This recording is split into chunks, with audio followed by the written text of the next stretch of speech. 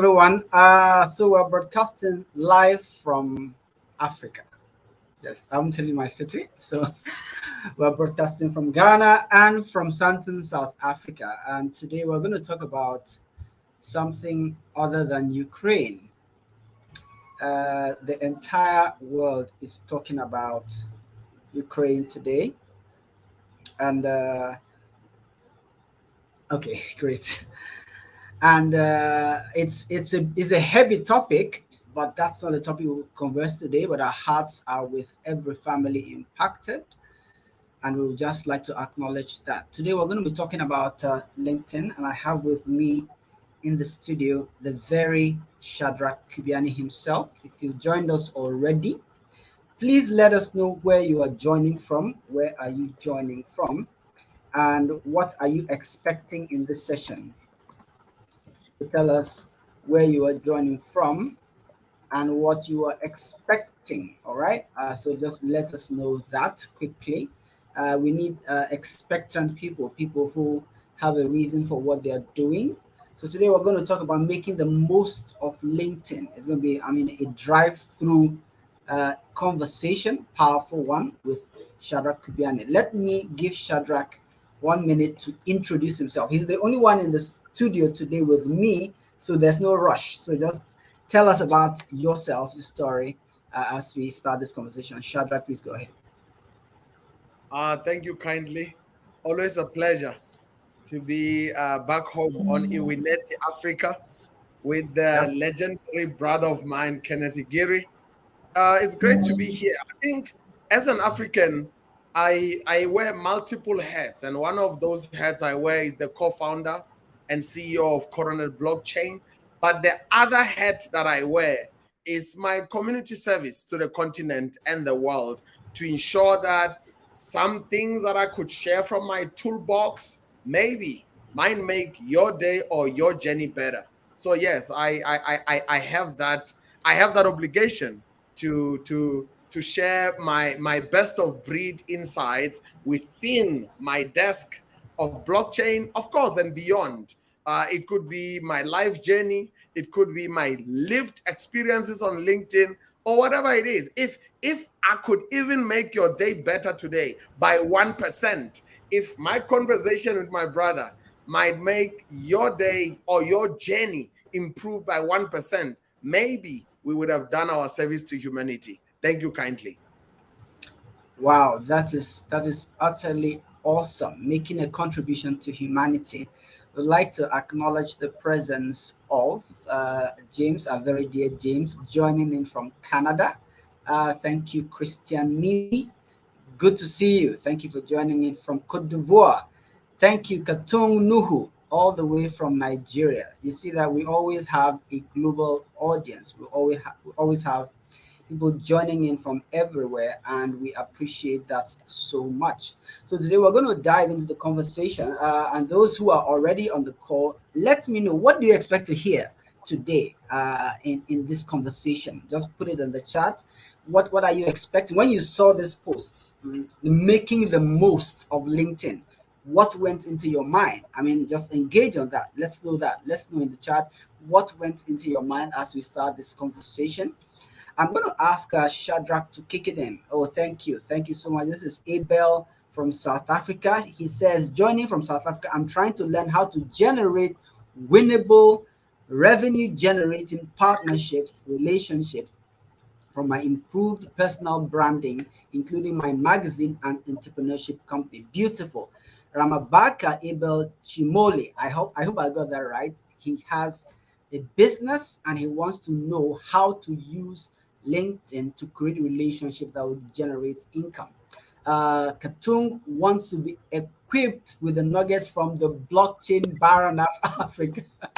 I like that one, Katung. Awesome. That's beautiful. All right, so Shadrack, I'm going to put up the first question, and it's what is the whole point of LinkedIn? Why is LinkedIn here, and why are people here, and what should people actually be doing here? Let's hear from you, sir. That's a good question, and I think maybe I can caption my response under the three categories through the rule of three. The first one is reach. The next one is brand. And of course, the third one, but not least, is learn. Learn or continuous development.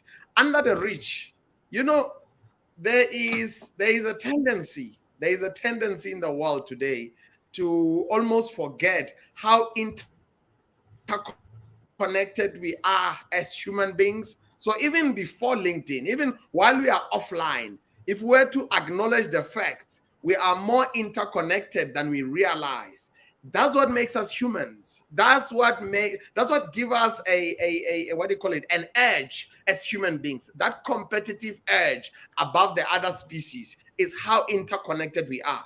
LinkedIn, along with other social media platforms, but particularly LinkedIn, within a business sense, within a career sense, amplifies that connectivity, which leads us to the second pillar in my rule of three. What is your personal brand?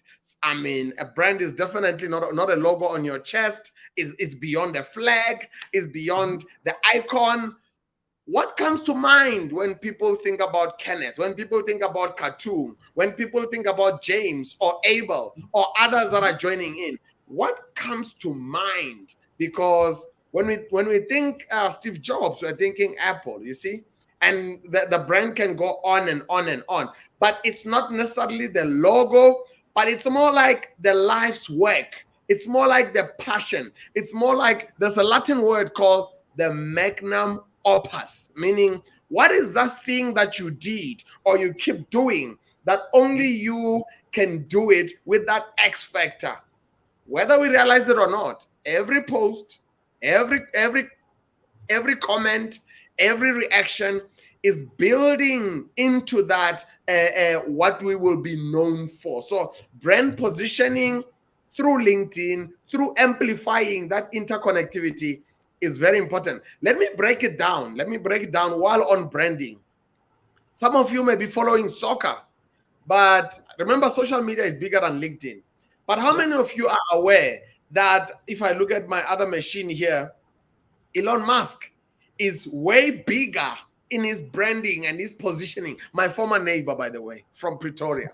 My former neighbor, Elon Musk, who's now settled in Texas. When he's not SpaceX and Tesla and all that, he's actually a rancher. It's interesting how I began my life as a farmer, looking after cattle, and I watched him take off.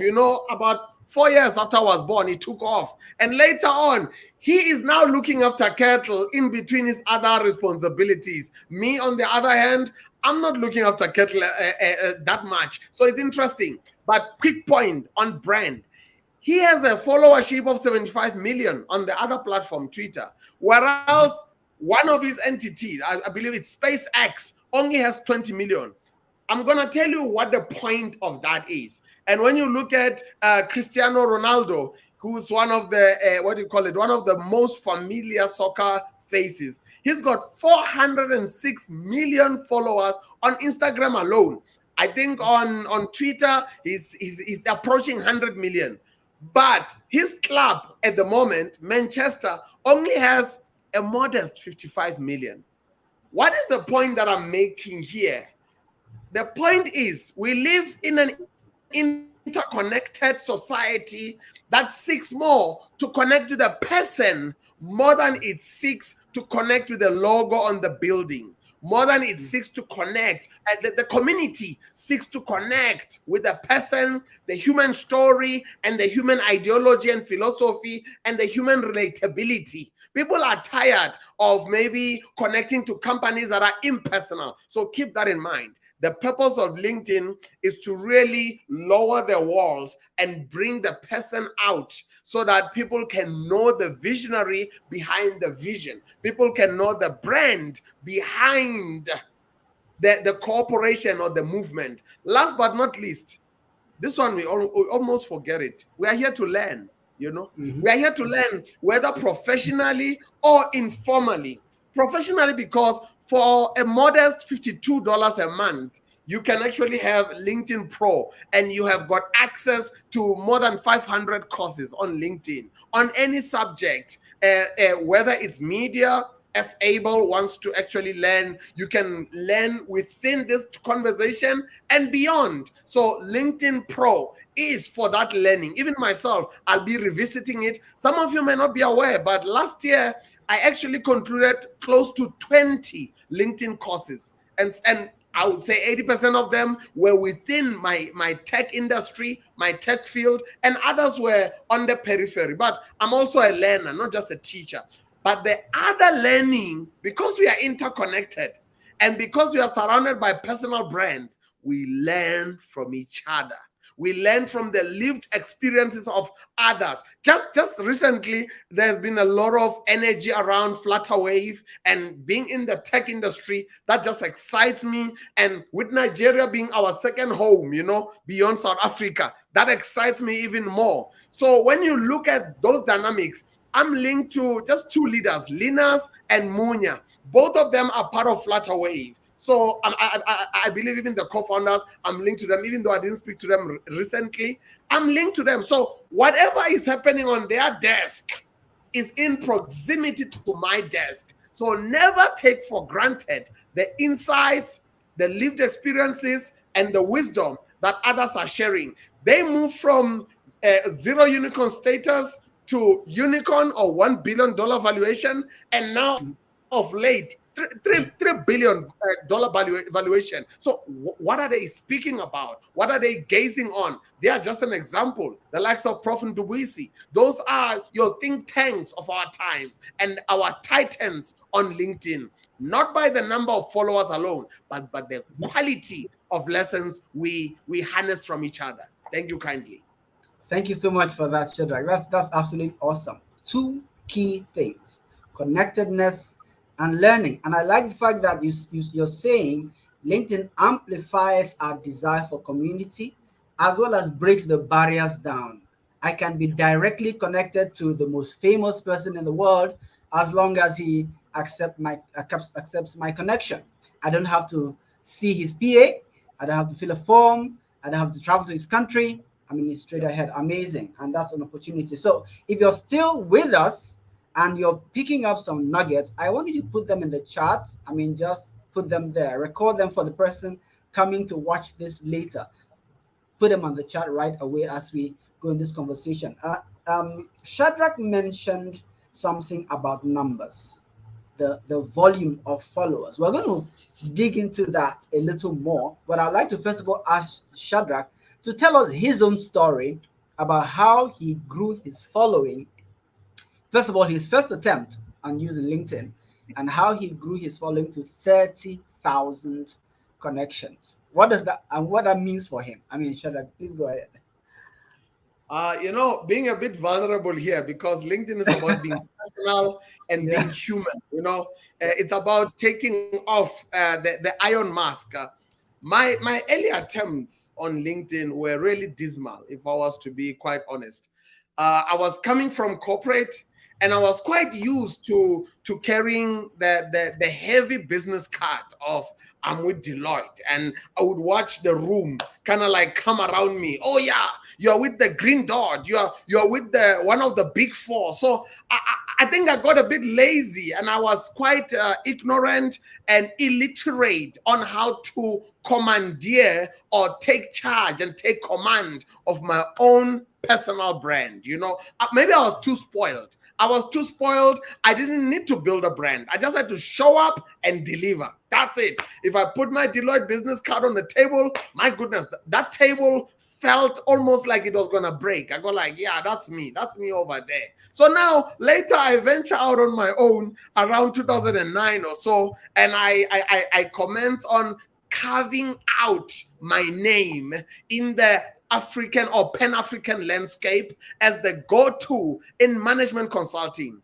You know what? Deloitte and others, they did their brilliant work to really, to shape the leader in me, to shape the management expert in me. That you know what, I was looking for no good thing when I was venturing out into the world, and they're still my family. They're still with me on my journey. We've never really gone separate ways. We just changed company belongings. So when I venture out on my own, I start out on LinkedIn. There are three things that I did wrong that led to me. I'm also noting the expectations there. I believe we'll be circling to each of them. I'm just making a Yes. note of them as they come on the screen. We will definitely, a family will definitely make time for each of your expectations within and beyond our conversation. We'll tailor a response there. So the three things that I did wrong in my days as a LinkedIn novice, or in my days as being LinkedIn illiterate, there is such a thing. I've got some items here. I was blind. I was blind to just how much of a brand deficit I was sitting in. The likes of Abel Ramabaka, they are ahead of me back then when I started. He is aware of the potential of LinkedIn. He is aware of the revenue potentials. He is aware of the relationship improvements or the brand positioning that it can bring returns for his magazine and for himself. I wasn't. I was just on LinkedIn thinking, what can I get here? What's happening? So in that way, I was blind. I was also a taker. You see, I was a taker. It's interesting how we reap what we sow. So I came without sowing and I was already taking. What can I get? What can I get? Where are the opportunities? What's bubbling? What's happening? But little did I realize that I need to sow and sow and sow. Only then can I harvest. So I made so many mistakes back then. And of course, last but not least, I was also in an experimenting phase in my life, offline, not even on LinkedIn. I was experimenting. I've just left corporate. I had a decent package with me. Now I was wondering, do I really want to build a consulting practice? Or do I want to maybe take a sabbatical? Or do I want to maybe go back and pick up other studies in varsity? And this might surprise some of you. There was also some request within the faith community for me to consider the pastoral route. So I had all these things on my desk. Do I go the pastoral route? Do I go the management consulting route to really delve into Pan-African space to grow companies? Or do I actually take a sabbatical? So being uncertain offline began to show online, because then what brand am I building? What am I doing? You can't be certain. You can't be a sure-footed person online if you are unsure offline. Or maybe if you are divided and you are spread thin across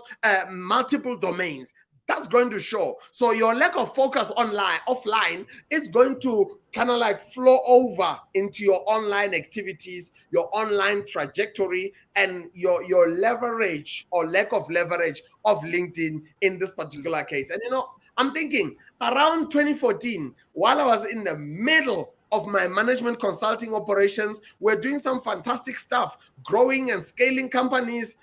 For some personal reasons, I went offline. I went off grid altogether. I don't know whether it was because there was some failure to take off on my LinkedIn, or it was just amplified by the heavy load that I was kind of like juggling on a personal side and company side. But I went off grid for 6 years. For 6 years, I was off grid. Lots of soul searching, and I was also realigning as to, around 2014, I had also just turned 30. So having 1030, it sent me back to the drawing board to go like, wow, that is 30 trips around the sun. That's 3 decades. What's going to define and distinguish? What's going to be positioning me in this current decade between 30 and 40? Some say life begins at 40. I don't agree. Life begins the day you become intentional. So I wanted to say, yeah, all good and well. There's this consulting project here,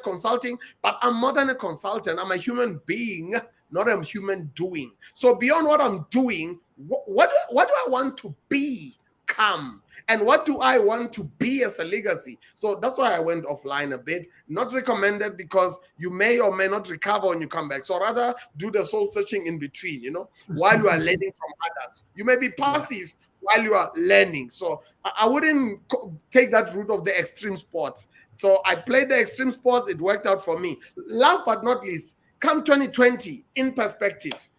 2020, my re-emerging online, I think it's going to be captioned. If there was a caption for it, it's going to be captioned by the one word, purpose. My purpose was clear. My vertical was clear. We had just raised a successful funding tranche. One, the first one. Later on, we raised the second one. We just raised a successful funding tranche with IBM Global across Dubai, across the US, and across the local office here in Africa. So it was quite good. Later, Europe came on board and participated in the second funding tranche. But I had made up my mind in my household that my wife and I are going to take on that mountain. We're going to take on that hill country, if I could use a bit of faith terms there. We're going to take on the hill country of blockchain for social good, blockchain for transforming the continent we love so much called Africa. So with that being said, knowing that I want to wear the coronet hat and I want to wear the Africa transformation hat, that was quite clear for me. Do you see how it didn't begin with, I want to trend, I want to be popular, I want to be famous, I want to have many followers? No, it began with becoming before I started doing all that stuff. And when that was clear, and now the name blockchain, Africa's blockchain baron, began to stick because the becoming was already underway and the human doings just followed that. So intentionality and purpose was just the caption that laid the sound foundation for my takeoff. Awesome. Awesome. Intentionality and purpose. And I like the fact that you said that you took time to do some soul searching and arrived at a point where you embraced purpose rather than the vanity of numbers. And that was the question that must have come up in many minds when you said, oh, Elon Musk has so and so million customers, followers rather. That's an interesting thought. Followers, not customers. So if you're in business, followers does not always equal customers. There you go. So I like the intentionality that came out of your soul searching. So let's come to this conversation about numbers.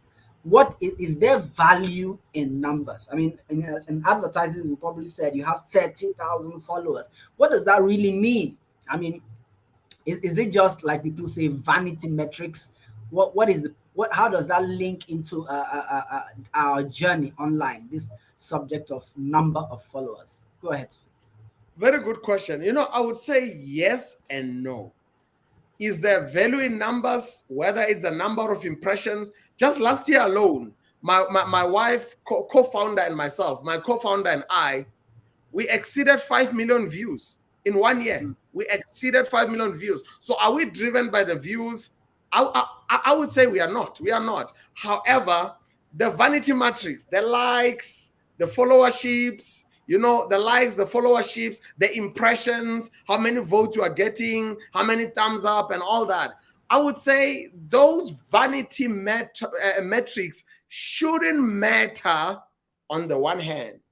They shouldn't matter when it comes to what defines you. You must be defined by, even as Richard is putting it out there in a repeat fashion, intentionality and purpose. You must be defined by your true north. Meaning, whether you come online and whether your post breaks the internet or not, it mustn't break you. I think that's worth repeating. Whether you come online and your post breaks the internet or not, you mustn't break in the process. You see, you mustn't break out of hysteria that, oh no, you are trending, and neither should you break out of shame that you are not trending. That shouldn't be. So that's where the no comes in. The vanity metrics shouldn't matter to you in that sense of personal identity, in that sense of macro purpose, and in that sense of your true north and your trajectory. Why are you here? What are you building? Is what I shared leading to this meeting. So in terms of who you are and what you're building, the vanity shouldn't matter. However, remember we are living in an interconnected society. So the vanity metrics, they matter to the other team. You see, the other team, I'm not referring to random people on LinkedIn.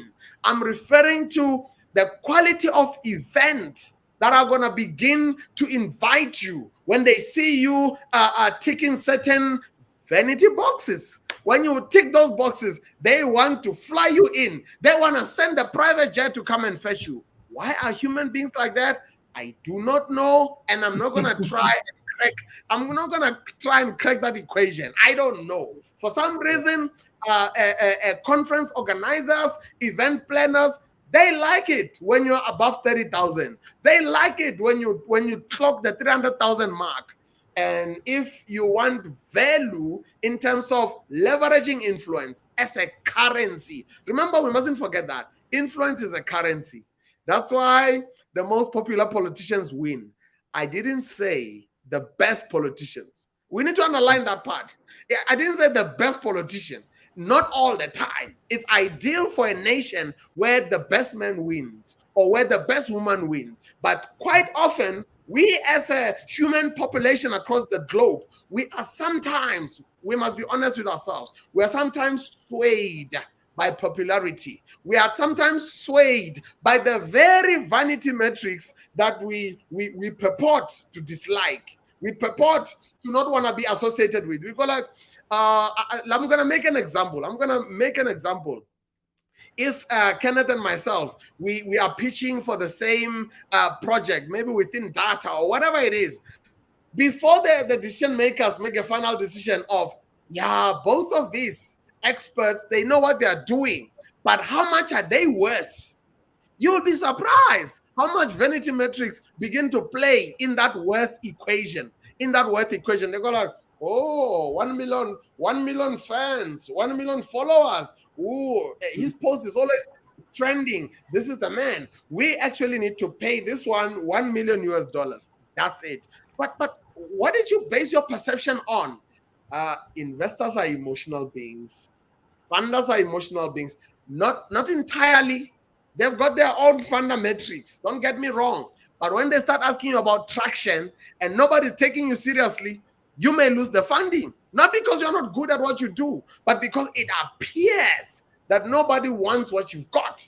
It appears. So maybe you want a customer and they go like, we are in, and you put a very modest invoice of just something above $1 million US. They go like, nah, we think that you overpriced us. Then later you hear that they flew in an outside expert from Wall Street with the vanity metrics or with the numbers of about 5 million followers. And you find that they actually paid that person 10 times what they were complaining to pay you. So yes and no. On a personal side, they should not matter to your identity. There mustn't be a reason you become undone or you fall apart, or else human beings are going to play you like a yo-yo. They're going to hit you like a tennis ball. Today you are up, tomorrow you are down. Do not entrust your emotions and your future into other human beings. Let those decisions of how you feel, who you are, and where you are headed, let them be restricted to your desk.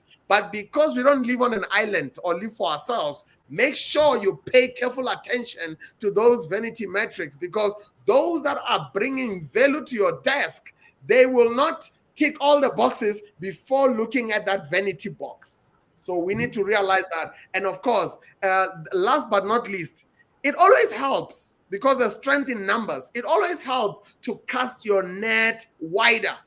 I did an experiment recently. It's not an experiment. I began a journey recently. Within blockchain, it's what I was doing. So one of my mentors challenged me and said, Shadrack, you need to find yourself a hobby. I go like, yeah, I think I have a couple of those. They go like, they are not active. Your hobbies are passive. You're working too hard. They challenged my co-founder, my wife and I.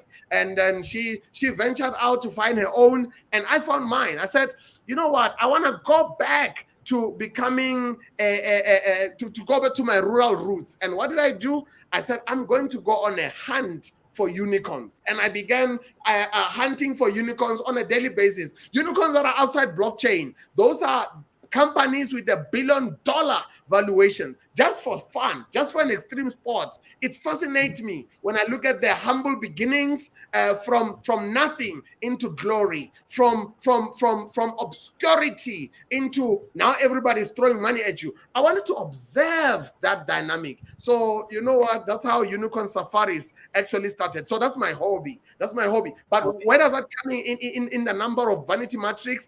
On the first post, a newsletter. On the first newsletter I circulated, within 3 days, that newsletter invited my 31,000 followers and connections to come and read it. You know what? The viewership just shot through the roof. I think it approached about 8,000 views or readerships within 3 days. But this might surprise you. More than 6,000 followers. I think it's 6,000 now. It's approaching 7,000. Close to 7,000 people have subscribed to that newsletter.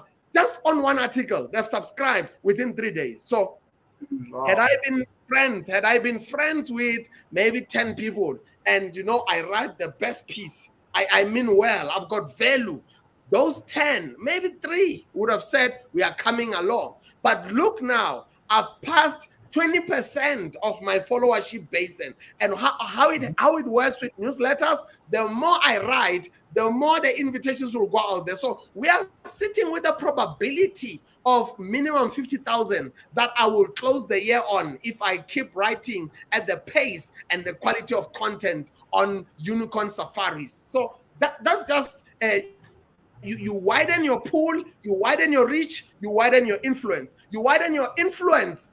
That's leadership. John Maxwell said leadership is influence, nothing less, nothing more. So those of you, my brothers and sisters, my family, those of you that don't want influence, maybe you don't want leadership, because without influence on others, a positive one, maybe your leadership will be limited.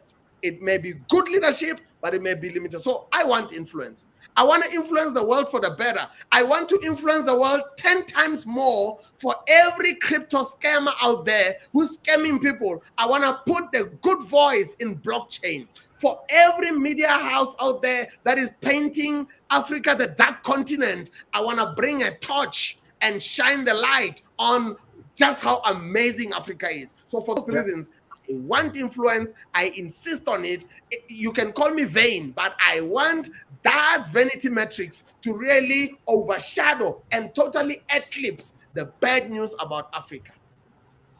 Wow, that's bring purpose to the metrics. Bring purpose to what we call the vanity metric. That's absolutely amazing. So I'm going to try to, do an offshoot of a question that try to balance between that sense of purpose, your true north, which you mentioned earlier, and these numbers. Often you find people on the internet, they make a comment on every subject. Today's subject is Ukraine, for example, and everybody has to put something about Ukraine in their posts.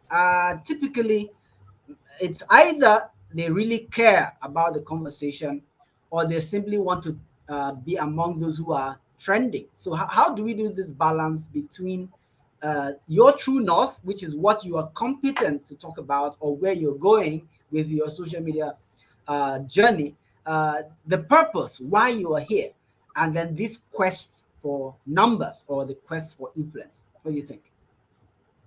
A very, very good question on, are we going to chase the trend, and are we going to game the system? Are we going to engage in LinkedIn gamification? We may, if we want to go down that route, we can. It's allowed, but it's not without its consequences. One thing that I've realized about human beings, we are surrounded by super smart people in our time. This current generation that we live in is, what, I don't mean anything bad to those that are sleeping with our forefathers, that they've actually gone out there, they've fallen asleep. But our current generation is probably the most, has got the highest level of EQ, the emotional intelligence quotient, and IQ. Some of them, they even call this generation the lit and woke. That's a story for another day. So what that means is, if you are chasing the trend, if you are gaming the system, people will know, you see. Let alone the algorithm. The algorithm is another kettle of fish, but people will know. That's number one. Number two, you may find yourself surrounded by what I call, because of your shallow behavior, if you are indulging in that, because of your shallow behavior, you will reap what you sow. If you sow shallowness by chasing a trend for the sake of the trend, not because of casting light on pressing matters, which is what I do at times. I do that as well. You know, there was a time where South Africa was burning. I actually wore this same flag on my chest, and I said a prayer, which is our national anthem. Our national anthem is a prayer, and I was able to share our national anthem on LinkedIn, and there was pouring support from around the world, and so I cast a positive light on a pressing issue. I use my influence for social good. Now that is good. So where does gaming the system come in, and where, excuse me, where does chasing a trend and being authentic? Being authentic is a matter of the heart. You see, it all goes with intentionality. What's your intention in putting a spotlight on Ukraine? I've seen a number of people are doing that, but are your intentions good? And I'm not going to be the judge of your intention. Your own action, or what you sow down the line, or what you reap rather, is going to be the verdict of whether you were reaping with a good intention. Let me decrypt that a little bit. If I'm always indulging in shallow behavior, shallow posting, I'm going to surround myself with shallow thinkers or shallow leaders. People that really, they're shallow in more ways than one.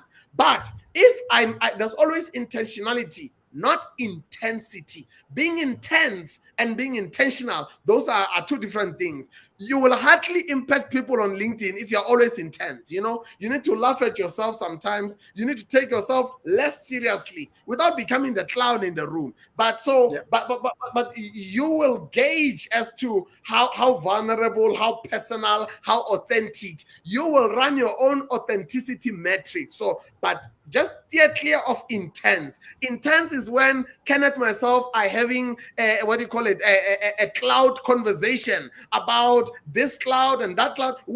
We are actually closing other people out of our conversation. That's being intense. But being intentional means you are relatable. You are speaking in real terms. The algorithm picks that up. The algorithm is able to see, oh yeah, this person is speaking in a simple English, but they are unpacking one of the most complex issues.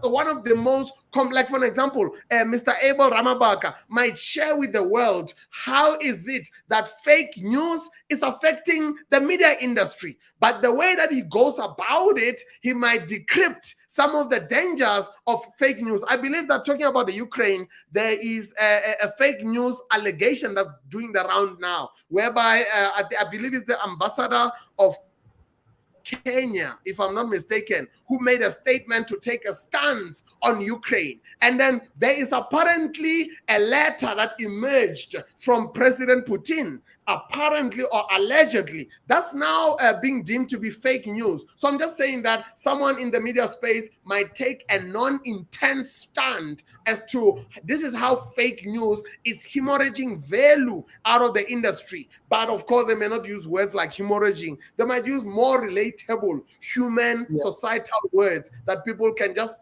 connect like that within and beyond the industry. So I think that's what I'll put it out there, that just be watchful of your heart, be watchful of your intentions as to why you are doing what you are doing. Last but not least, did you know my weekly and daily posts, they are read by the big 4 banks on the continent. They are read by the big 4 audit firms on the continent. They are read by the big IT firms. So any sector, if it's big and it's within IT, it's within financial services, it's within legal as well, and insurance and all those are the decision makers in the C-suite that frequent my posts. Please, good people, don't ever think that I never wonder, oh my goodness, my counterpart in Nigeria, whenever they post, they like clock the envelopes and they've got a lot more followership. Maybe their posts will be averaging 5,000 reactions, whereas my posts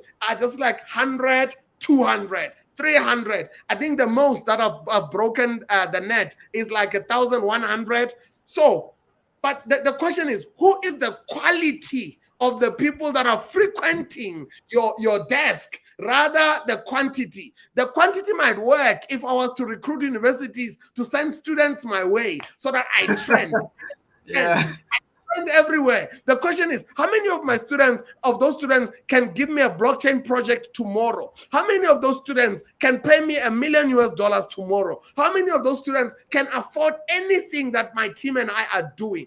I'm not talking badly on students. We work with them sometimes. We empower them. We take them in for internship. So when we need them, we work with them. But the student market is not our niche. It's not our market. Our market is C-suite executive leaders that are signing off high-ticket, high-value decisions on high-value projects with large deal sizes. Those are our market. So when the students come in and they're the majority, it's a bonus. It's not a must. So if you don't see me breaking the internet frequently, there is intentionality to that. Thank you kindly.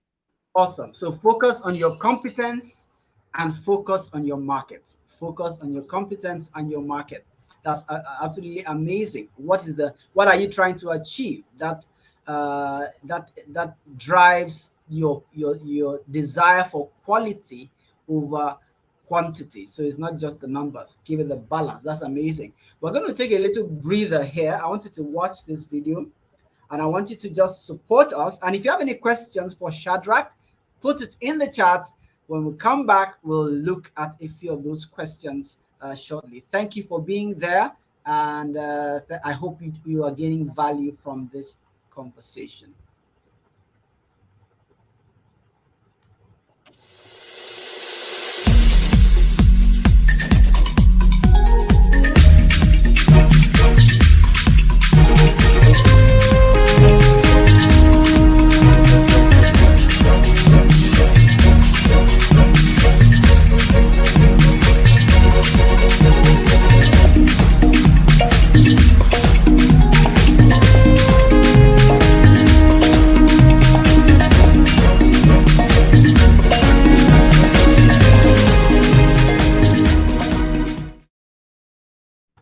All right, welcome back. This is Iwineti Africa, and we're asking poignant questions about African culture, business, and devotion. Today, we're talking to Shadrack Kubyane, the blockchain baron of Africa, and we're talking about making the most of LinkedIn. And just to let you know, we are not just on LinkedIn, we're also on YouTube, on Facebook, and you will do well to follow us, support what we're doing, share it, and let people learn from the platforms. We've been talking to Shadrack, and he just dissected and analyzed the difference between your true north, your purpose on a social media platform, and the game of numbers. And I like that aspect of purpose where, yes, we want many followers, want millions of followers, but we need to focus on our niche in terms of our competence and in terms of our market. Thank you so much for that. So Shadrack, we're going to delve in a little further, and we're going to ask a question about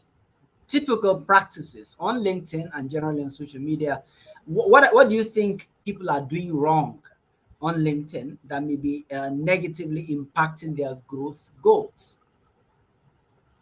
Very good question. Remember, whilst LinkedIn started in 2002, in the same year, Facebook started.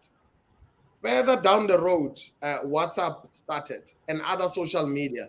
Instagram is in there somewhere. So I think a blanket misunderstanding is to assume that just because LinkedIn is a social media, therefore it's much similar to other social medias. So that will be just that misconception that can set somebody up for a fall, without realizing it. Let me delve further into details. I'm going to share with you three types of LinkedIn inboxes, when people slide into your LinkedIn DMs. I'm going to name these people from some of my notes on my diary that I put together here. I would say, due to cultural dynamics, sometimes one does come across the apologetic inboxer.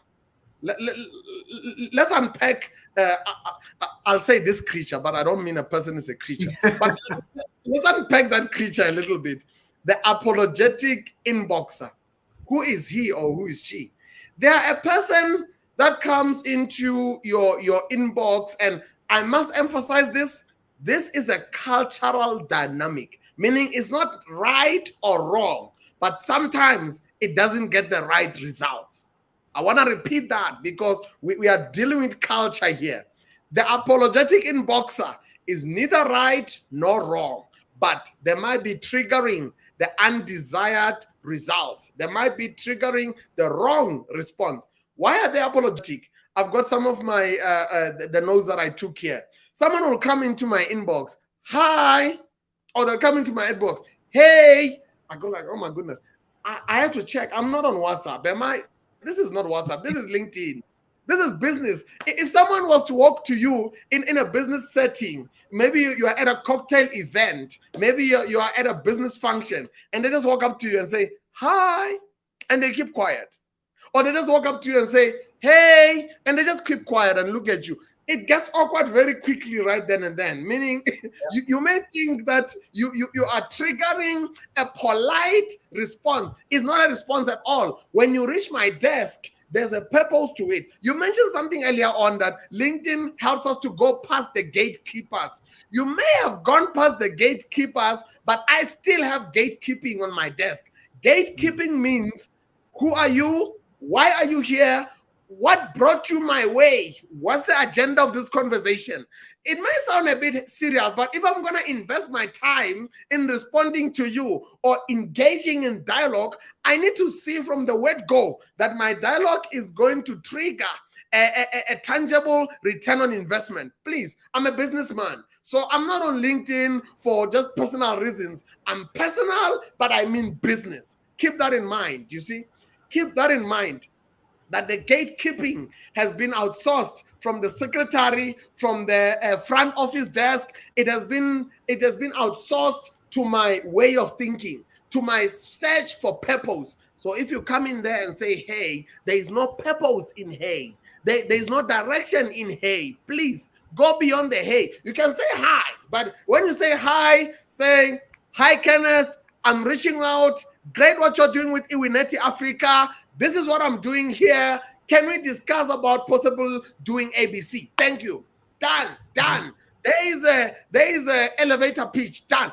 So please, you may not pitch me per se, but talk to me. Address me. You saw it in your head. Why you advance in my direction? Can you take it out of your head and put it into the keyboard? Why are you here? Don't allow me to ask, because I might just use that button. I might put red. While I have a policy of responding to everybody in my inbox, myself, by the way, I respond to everybody. But at times, to be quite frank and honest, I do not respond to hey. I don't, because hey has no direction, has no tail end, has no direction. So LinkedIn has got this button called red, mark as red. So no hard feelings, but I've got to be really quite frank here. That's number one. The second one is a serial inboxer. Serial inboxer, each time they post out there, they come, hey, Kenneth, look at this. Look at what I'm doing. Support. Comment. Now, we must support each other. We must support each other, and we must never apologize for asking for support. We must never apologize for asking for engagement. But if you're asking for engagement here, but you are delivering value here, there's something wrong with that equation. One of the LinkedIn experts, one of the colleagues in the space, usually say you must approach LinkedIn like boxing. You must approach LinkedIn like boxing. You must throw left hook, and then deliver. You must left hook, and then right hook. The right is where you ask for something. The left is when you add value. Bring value more than you ask for value. Remember my mistakes when I began my failed to take off LinkedIn journey? Is because I was a taker. I was just coming to take. So the serial inboxer, if he or she falls under the taker. But there's something else that the serial inboxer does as well. Whenever you connect with them, they start to pitch you. They go like, great connecting. What do your Q1 metrics look like? I've got a magic wand. I'm going to take you from here to there. Oh, slow down, dude. Slow down. We don't know each other. Do we know each other from somewhere? Can we maybe work on the relationship first? before you pitch me. So while I said have an agenda, sometimes you shouldn't put your agenda on the table and start rattling off your pitch. Do not sell. Remember, there's something called social selling. It is actually quite good on social media. Social selling is where you sell without selling. So declare your agenda without selling. Like something like, hey, hi Kenneth, great connecting, or hi Kenneth, I saw your Iwineti, I like the traction you're on. Can we chat about few things? But firstly, I want to actually highlight one or two. Remember, I didn't sell. I didn't say, post me tomorrow. I didn't say, let's do that. I just said, I want to discuss this. But at the same time, don't drag that conversation. You need to maybe by the third or fourth message, be clear what the ask is. But set the context. Set the context. Be short. Be very short. Assume that he's reading it on his phone. So be very short and then exchange one or two. Then on the third one, make it clear what you need from Kenneth and make sure that it is valuable to him or to me. Make sure that I think you'll find this of value. So the serial inboxer, what I also wrote there, they spray and pray. By the way, I was joking, at our church, I do go, I'm a born-again Christian. So, and I also serve at church. So at church, I'm serving there when I'm wearing my other hat of community service and kingdom service. So I was joking, and I'm going to share this on LinkedIn in days to come, that at church, it's the only place where you can spray and then pray, because of COVID. Yes. We spray and then we pray. But in sales, anybody who sprays and prays, and there's no anti-COVID spray in there, there's no alcohol spray, you are spraying and praying. That's a phrase of a chance taker. You don't know me, you're just pitching me, you're just changing the name at the top. Hi Shadrack, I think you need this, you need that, please call me here, let's go big. I go like, oh my goodness, this is a serial inboxer. They know nothing about me. They didn't do a homework on me. The reason why you want to do your homework on me, LinkedIn, good people, exists in the space called the attention economy. Why do you want me to give you my attention, to pay you with my attention? That's why they call it pay attention. Why do you want me to pay you with my attention, to reward you with my attention? You need to tell me something that I'll find relatable, that I'll find that, oh, this actually links to my true north. This links to my purpose. This links to my identity. Or this links to something I spoke about. Now, this you must connect the dots for me, because I get 100 people pitch me in a day. So you mustn't pitch me. You must relate to me and then connect the dots. You see what you're doing there and what you're doing there. This is where I see us intersecting. Do all the work for me. Treat me like I'm an investor. Even though I'm not investing money, I'm investing something that's bigger than money. I'm investing my time in reading your little text. My time is worth more than the money you will get from venture capitalists, because that's not even their money. VCs don't give you their money. They give you money from family offices and others. I'm giving you my time. I'm giving you my life. So please, the least you can do, don't be a serial inboxer.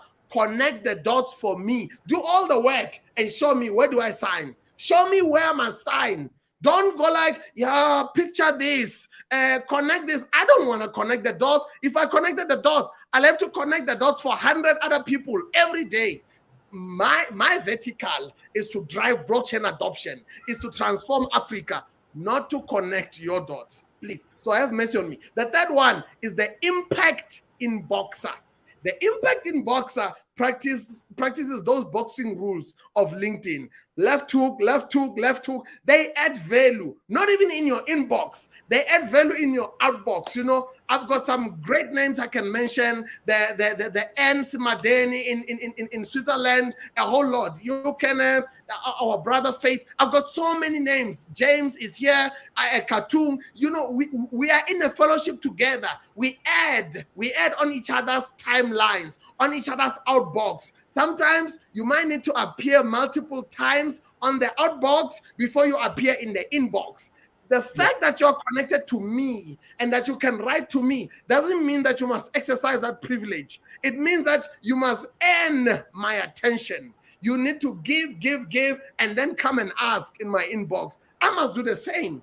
I also pause and go to the pages of those that support me. I make sure to support them, because even though I don't need anything from them, but I owe it to them to reciprocate the mutual value. So don't make those mistakes. Don't be that guy. Don't be the serial inboxer. Don't be the apologetic inboxer or the hey without any purpose. In fact, we should all aspire and remind each other to be the impact inboxer and the impact outboxer. That's where I'll put the mic down. Wow, Shadrack, that's awesome. That's absolutely awesome. The serial, first of all, the serial inboxer, the impact inboxer, and the first one was the apologetic inboxer. Yeah. Says hi. It's not a bedroom talk. There we go. It's not a pillow talk at all. It's not a pillow talk, but it's business. I mean, by the way, now that you mentioned in pillow talk, I did get pillow propositions in LinkedIn. I mean, things can go wrong there if left ungoverned. I had on certain occasions, certain women that will fly into the city. They'll go like, "Hey, I'm actually in Santon. Do you want to come for dinner?" I've kept my wine on chilled. I go like, "Woman, that's your wine. Leave me out of your wine." So things did go down at times. So yes, pillow talk. People attempt to it. I'm not rude, but if the person repeats it, I'll have to block them and remove them, because I don't need that admin. I don't need that admin. I have to, how they say in a war situation, you must ask for ceasefire. So I ask for ceasefire. If there's no ceasefire, I pull the emergency lever. I remove. That's it. And I mean well. But I have to press the emergency lever. Yeah, exactly. Eject button, man. There we go. All right, awesome. Thank you, Richard, for engaging. Thank you, Jennifer, for engaging. This program is educative. Thank you for teaching us. Thank you, James. Amazing advice as usual. Don't be a serial inboxer. Add value before approaching. And Richard said, be clear on your purpose and reason for inboxing. Okay. Yeah, great. Thank you so much for engaging. That's absolutely amazing. So much nuggets. I mean, you need to sit down and really, really grab it into your being. Impact inboxer and outboxer. Wow, one of my takeaways. Thank you, Abel, for that. Now, I wanted to ask you to delve a little bit into the technicals. Everyone who has watched up to this point deserves to know a little bit about technicalities of social media, which most of the time people start with.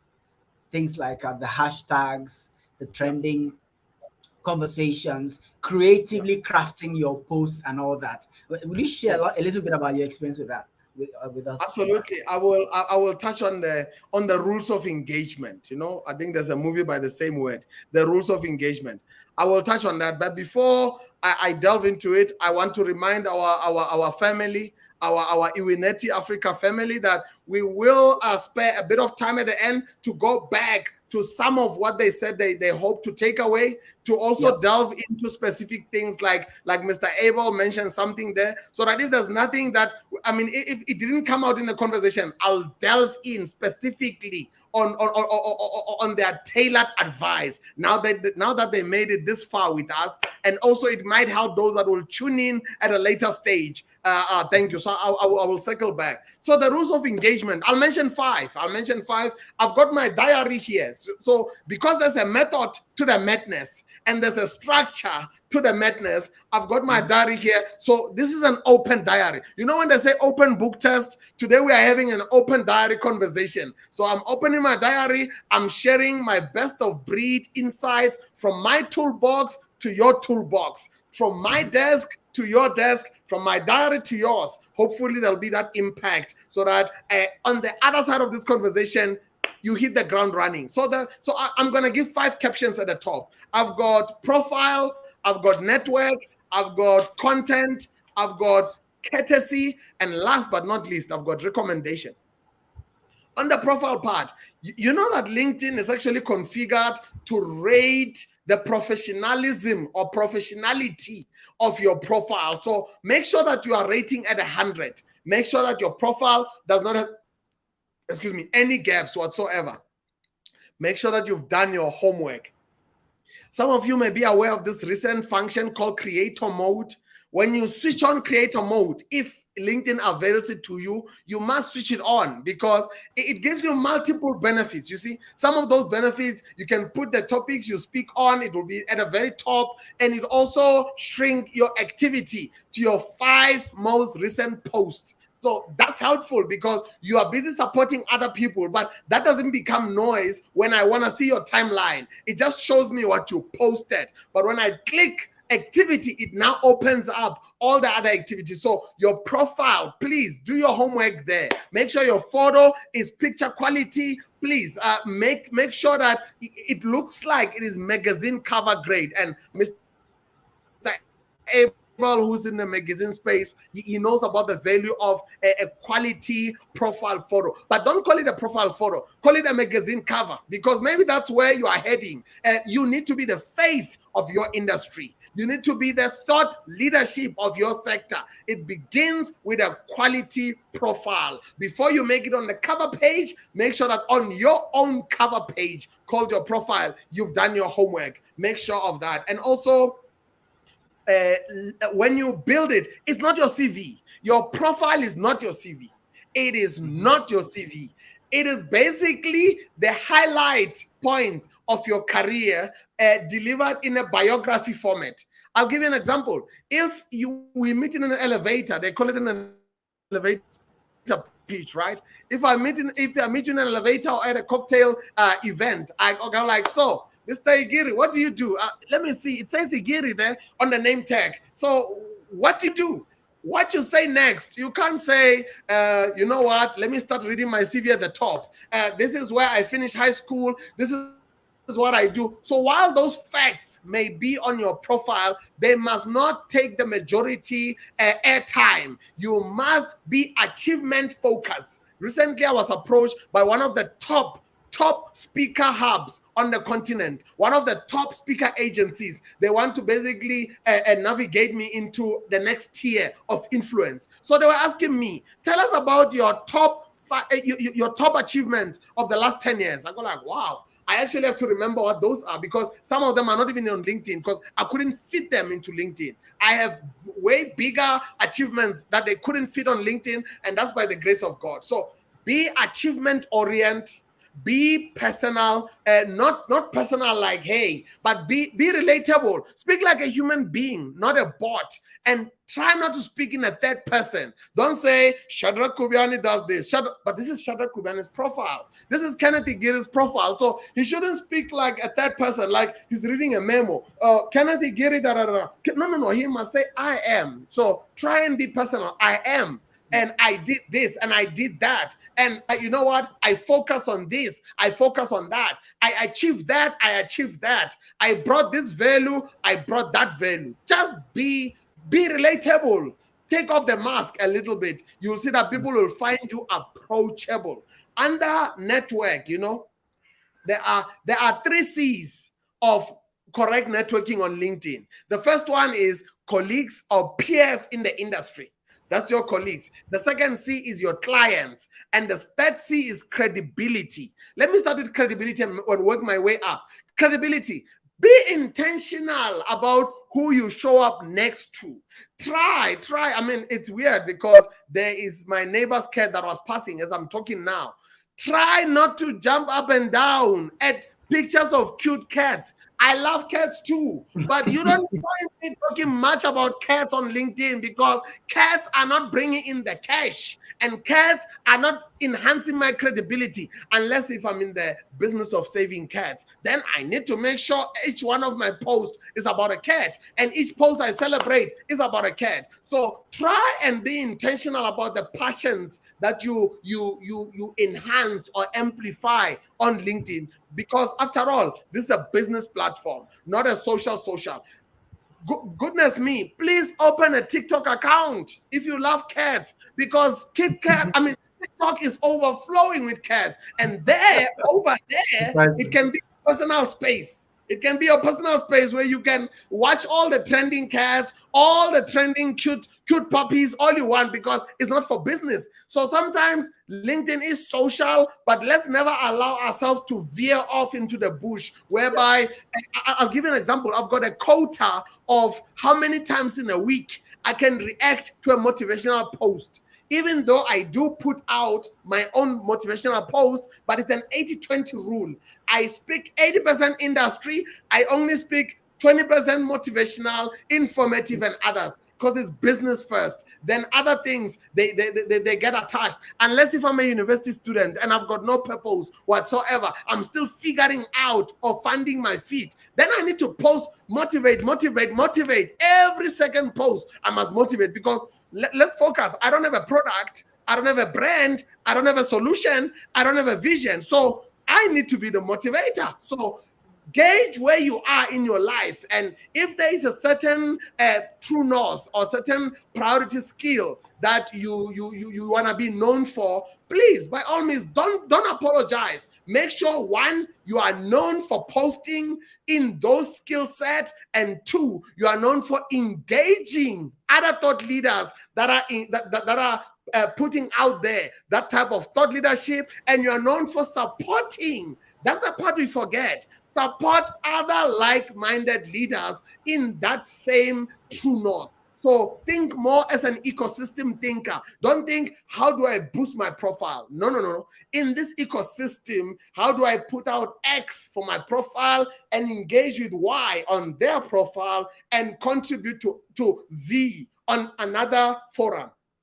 So be ecosystem minded. You will lift as you rise. So that's on the networking. On the content, keep it authentic, keep it original, keep it personal, but don't lean to the hay side. And of course, decide after this call, decide after this engagement that you are going to ascend that hill. You're going to take on the hill country. More on that on another day, why I keep referring to the hill country. It's my faith walk. You're going to take on that mountain. You're going to take on that mountain and be known as the go-to in your industry.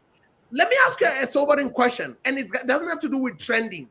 If in your industry you are not the tallest thinker, the tallest voice, or you are not the face and voice on your industry, then what are you?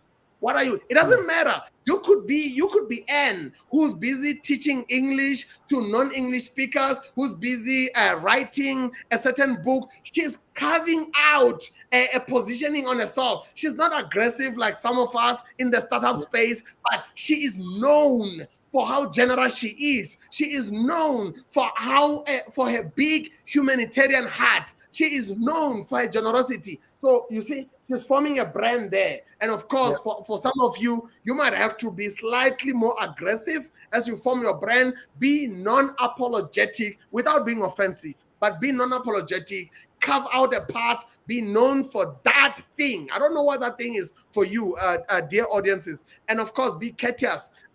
I reply to all my inboxes, except the hey, and accept the pillow talks, and accept the serial marketers. Some of them, look, marketing, we have to do it. But if you're going to throw your marketing content at me without engaging me, I think I do not owe to pay attention to you.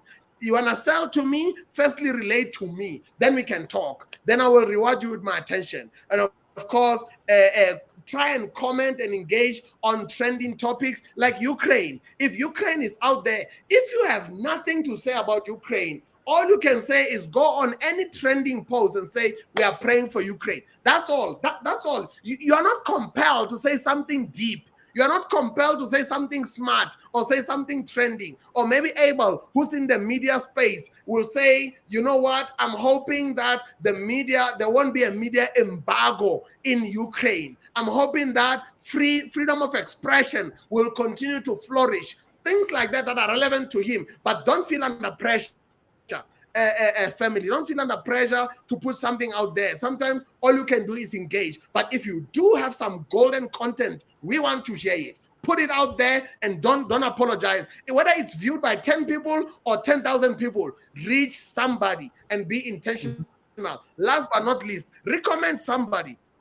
get in a habit of recommending. Like even me, I wouldn't mind if there's something valuable you took away from today. You're welcome to reach to my LinkedIn post and recommend me. Or you can just put something out there. You can do that. I'll probably reciprocate, because value is two ways. So just feel free to recommend me, recommend Kenneth. Just get out there. Feel free, because to get value, you give value. So those are the 5 things to watch for and form habits around.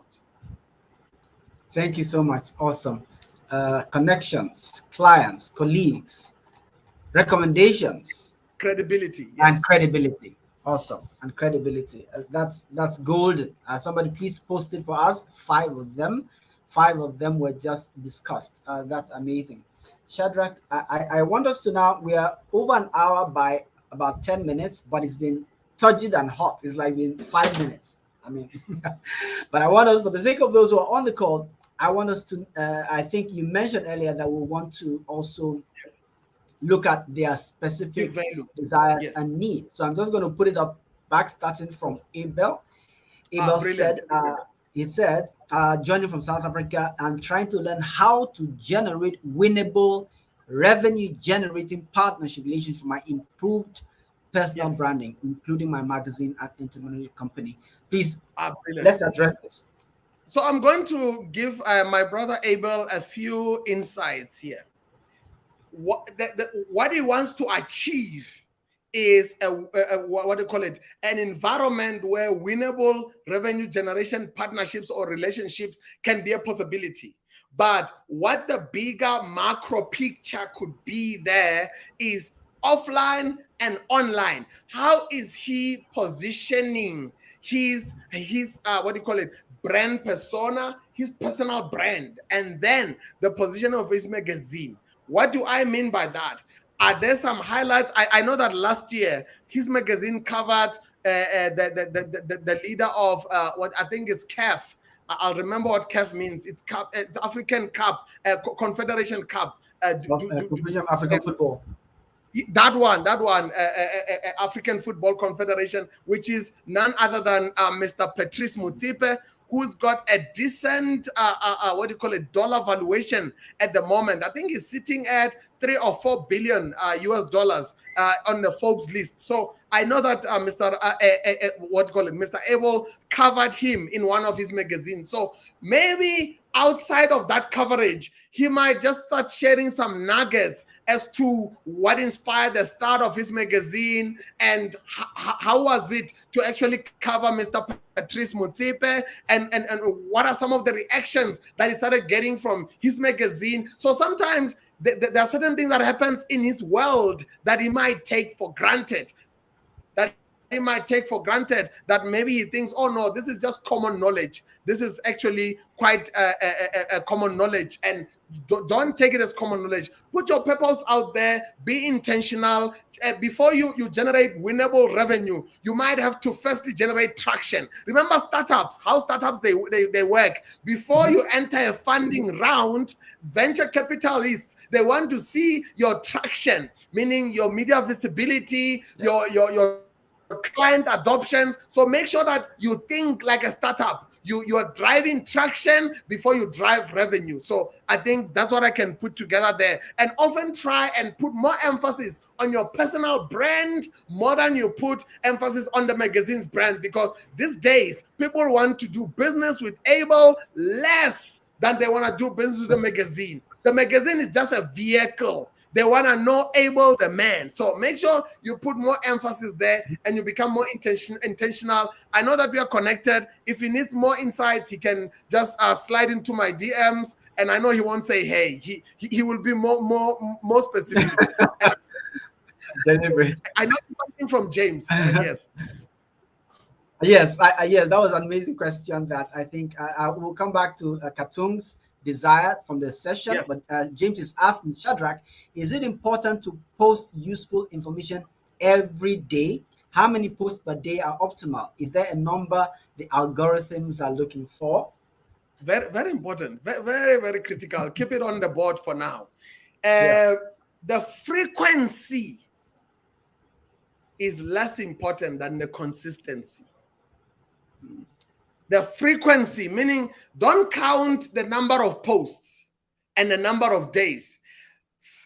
Figure out what's your sweet spot, meaning what time and which days work best for you. I know James is in Canada, so he has to figure out, here's what the algorithm looks for. One, if James can look at his recent posts, his recent viewerships, the algorithm is going to show him where the majority of his viewers come from. You need to post for the algorithm purposes. You need to try and time your post according to where the majority of those that have already supported or shown an interest in your content when they are awake. So James might actually have a majority followership in South Africa and Nigeria. So he has to synchronize his clock with those. Or maybe he does have a majority followership in Canada and the US. So try and post when the majority viewers in your ecosystems are awake, those that have been aligned to your content. There's a reason why. The algorithm follows the people. It's not the other way around. So the people are the ones that are going to start staring. If you post something and people are staring at it, they're staring at it, the algorithm goes like, I see. A lot of you guys are finding this useful. I better package it and take it out there to the market. That's what the algorithm thinks. So you need to time when your people, you will know your people, when the majority, not the people you like, but the people that like you, that's what shows the algorithm. Maybe there's an aspirant audience, they are the audience you want to come to you. If they're not there yet, it's fine. Work with the audience you have. So time your posting according to their waking time. That's number one. Number two, the question of every day, useful information. Let me split it. Should you post every day? Two, should your post be useful all the time? I would think not. Your post must not be high-powered all the time. You need to balance out. Just like how I said, left hook, and right hook. You need to sometimes balance out. The ideal is post something personal. When I say personal, I don't mean vulnerable and you overshare. No, just share something you learned, something you picked up. So share it. When you share that, maybe make sure that your next post is about industry. And then your other post is about, resharing what's happening elsewhere. So try and balance them. And also try and use the new features of LinkedIn if you can. It's not easy at first. Try and post a poll on this day. Try and post an industry post on that day. Try and post a motivation on the other day. And if you are a funny person, which sometimes I'm not really funny by intent, I'm funny by outcome sometimes. But if you are, please, by all means, bring the jokes along, but bring a balance, bring a rhythm. You know, the last part I will conclude with, how many posts a day are optimal? I would say it depends in the season you are in your life. If I was I finished varsity and I'm looking for a job, I will post 10 times a day on LinkedIn because I need to say, is anybody out there? I will say, somebody catch attention of me. I will try and I'll be trending. I mean, I've got some names I could mention that I see them. Sometimes they post up to 20 times a day and they break the internet quite frequently, and good for them. But I'm not in their season. So be true to the season you are in. If you know that you can only devote 1 hour to LinkedIn or 30 minutes to LinkedIn, box everything inside of that 30 minutes and go like, what can I do? I'm going to use 10 minutes to put together a post, and I'm going to use 20 minutes to engage and support others. So be true to that. So be intentional, be methodic, and be true to how much a jet fuel you have. You can only use the jet fuel that is in your jet engine. You can't use somebody else's jet fuel or somebody else's time. Last but not least on James, algorithm. You see what I mentioned earlier about consistency beats frequency? The algorithm means get into a LinkedIn rhythm yourself. You know, maybe you're aware, on Monday, I always put out polls. on Monday. Monday, 8 a.m., I put out LinkedIn polls. And on Tuesday, so I've got my own rhythm. Some Wednesdays, I typically share industry slides when I have them. Some slides, I can't share them because they've got proprietary information. I'll deliver a closed door slide that is so hard-hitting, but my team will hold back their vote and say, don't share it. This one leans more towards trademark or what do you call it? More towards trade secrets. So I won't share it because then legal will be in trouble with me. Then, so get in your own rhythm, but rhythm is what's good for the algorithm. Just keep that in mind. Rhythm is good for the algorithm, not kind of like trying to just throw everything at it. Just get into a rhythm. Get into a rhythm and stick to it, because sometimes the marathon is not a sprint. So you may see the results down the road. I think I've done justice to putting his hand up. Thank you so much. Thank you so much.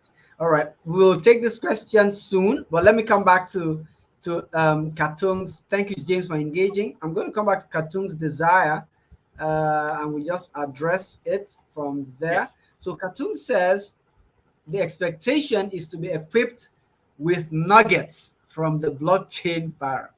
Now, I think this ties a little bit to our sixth question, which says we should share 5 important practices on LinkedIn that will lead to valuable growth. If you're short on 5, I think you shared that already, right? With the consistency, credibility, connection. I'm going to give Katung one thing. I believe it's in customer engagement. Yes.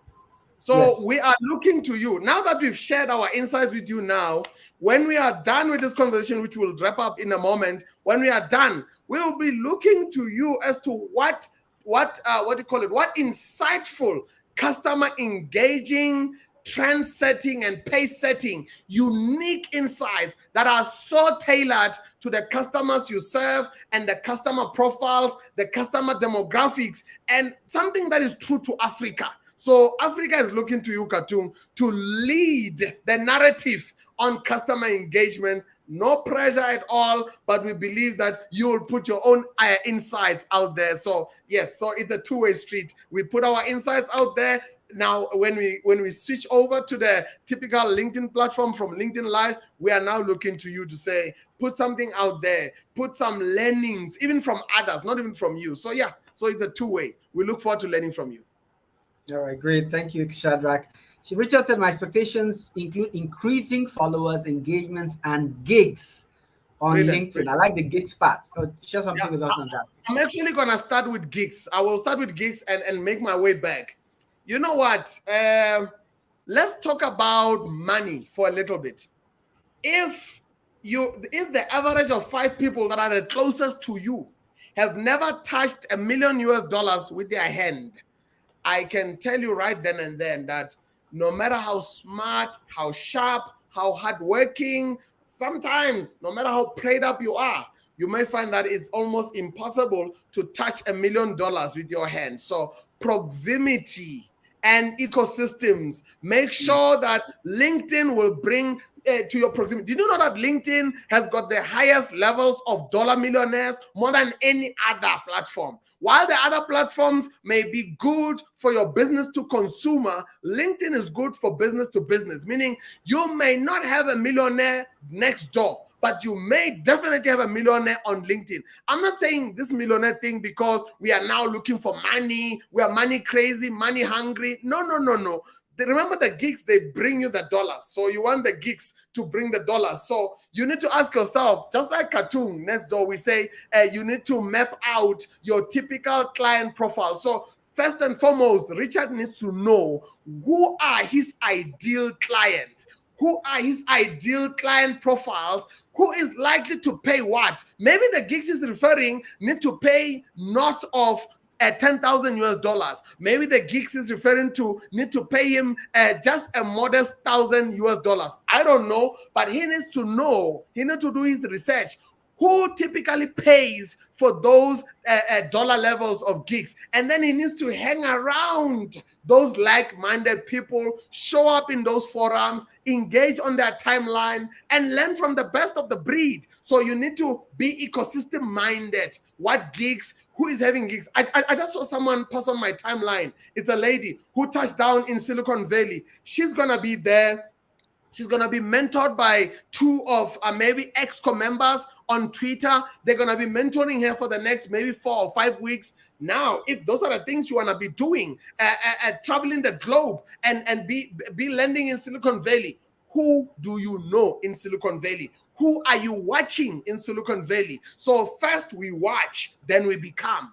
You see, first we watch, then we do. You see, let's go back to our upbringing as children. We watched all around us. Everybody seems to be walking. They were not walking on 4s. They were walking on 2. No wonder we aspire to get up. Even when we fall even when we fall on our buttocks, we actually got up because it's normal to walk in this neighborhood. So get into the neighborhoods, get in the proximity of movers and shakers of your industry in those gigs, and then you engage them. When you engage them and you also watch how they drive higher engagement, you'll become LinkedIn literate in that industry and in that posture and in that gig ecosystem. And followers, they're not the first, they are a byproduct. I'm not sure if some of you are aware, but there's a scientist who created more than 300 products out of a nut, out of a peanut.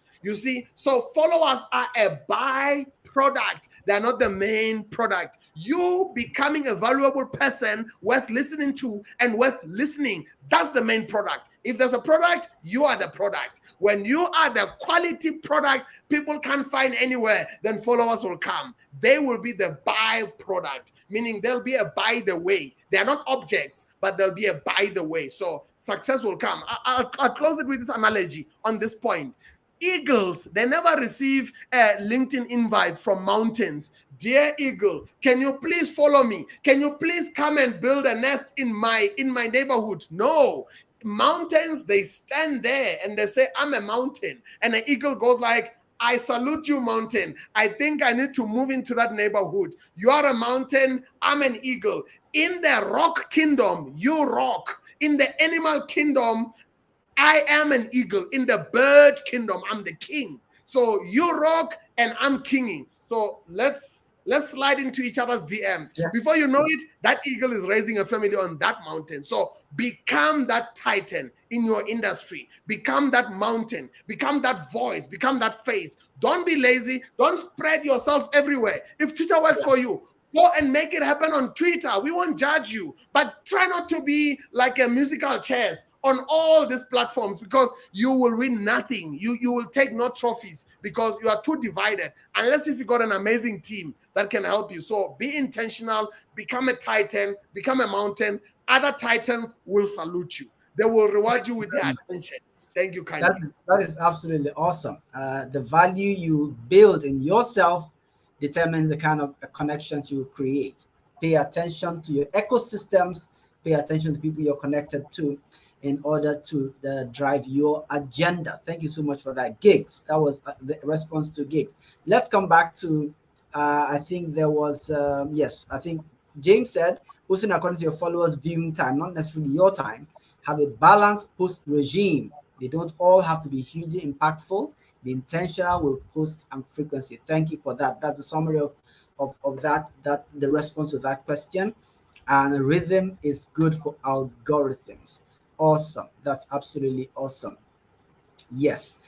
Thank you so much, Shadrack. It's been a I mean, this is a paid for course. I mean, we could actually sell this as a course on LinkedIn. It's been so rich. And I like the fact that we started from the backgrounds of purpose of the whole construct of LinkedIn before even going into technicalities and hashtags and frequency and all that, and that is valuable. Now I want you to please share your final thoughts to this great audience. And just to remind everyone, this content will be available on YouTube perpetually. Iwineti Africa. If you're yet to subscribe, please do subscribe. That helps us reach more people, and that keeps you informed whenever we go live. So Shadrack, your last words for this session. I've got few parting thoughts. Firstly, I want to remind Richard James, Katung, and everyone that is tuned in. Their list is quite long. Do pardon me if I didn't mention your name. I want to remind you that on Iwineti Africa, whenever I come, this is my other home. When I come home and I share a meal of insights with my brother Kenneth, we're in the habit of keeping to time. We always keep it to 60 minutes at most. But today, due to the meaty size of just how big what we were actually engaging on, we just went maybe 29 minutes for you, not for ourselves. If you notice, most of what we're sharing today, it was more for you. I had to be vulnerable for you. He had to ask me even more questions for you. We had to cycle back and take 15 or 20 minutes just engaging with the specific concerns, expectations for you. You see, this session was for you. We had to show you where the arrows have gone in. We had to show you where the stones have hit, where we had made mistakes for you. Because if I come out here, myself and Kenneth, we can have a very clever conversation, very high level, just showcasing the prowess of our intelligence, but it may not help you in any way. You see, it may not help you in any way, but we had to get down into details. So I want to thank you for watching this far. I'm hoping, because we don't have this often, so I'm hoping you will revisit this as you form your own LinkedIn journey. You will revisit it as many times as you can, whether you haven't had it or you had it, just revisit it as many times. And my parting thought is never apologize. If you, in your being a leader, because I believe every one of you here, you are leaders. You came out here to listen to other leaders engage on how to better your leadership within the area of LinkedIn. You are towering in other areas. I know some of you personally. You are towering in other areas. Now you're wondering, this LinkedIn area, I can really up my game. So well done for coming this far. So my parting thought is, nobody that ever became great actually received the permission to be great. So having had all this, please don't freeze when you're out there. Don't freeze when you're in the limelight. The limelight is for stars, and stars are the safest within the limelight. So go out there and shine. Go out there and be a limelight. I will close with the words of one of my neighbors, a professor at Vets, who's very passionate about space and others. And he's known for saying, I think it's Professor David Block. Yes, he's known. It's interesting because blockchain and block, you see. So he is known for saying, a star is a star is a star. And I might add, even on a cloudy day, a star is still a star. Even on a day that is the hottest in Ghana, a star is still a star. So please, go out there and be a star. Be a star in your own domain. Be unapologetic. Never ever wait for permission. Your government may not permit you to remain a star. You become a star. Your competitor or colleagues may forget to clap. You clap for yourself because you are a star. So take these insights and embark on your journey. Take these tools and embark on your warfare, and God bless you. Wow, God bless you, Shadrack. Thank you so much. That's amazing. You are a star. Don't ask for permission to shine. You can freely shine and you'll be fine. We're getting thank yous here. We're getting thank you from Abel, all the way from South Africa. We're getting thank yous from Katung, Nuhu, all the way from Nigeria. We're getting thank yous again. Yes, both to Shadrack and to myself. Thank you so much. We're getting thank you from James. If you're still watching, I mean, just give it up for Shadrack. Give a shout out, a hand clap, whatever you need to just to say thank you so much, because this is the kind of content that people pay for. And Shadrack has shared his experience. And I want to tell you something. Sometimes social media is like someone takes a journey, he sees some things that other people have not seen.